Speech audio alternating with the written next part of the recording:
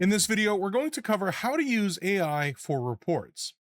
The reports feature offers customizable CRM data reporting, allowing you to quickly see what is most important to you. And now with AI, building the report is as easy as providing a prompt of what you would like to see.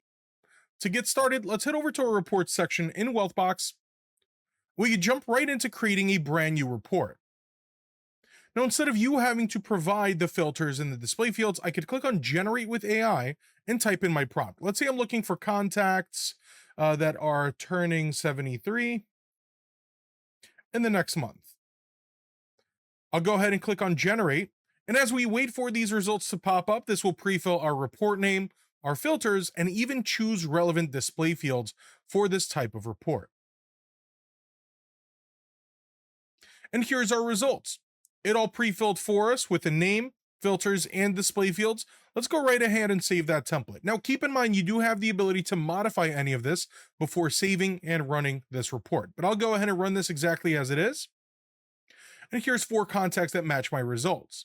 This report is now, of course, available as a template for you to rerun within the report section, so you don't have to keep recreating it. But that's how to use AI within reports in Wealthbox CRM.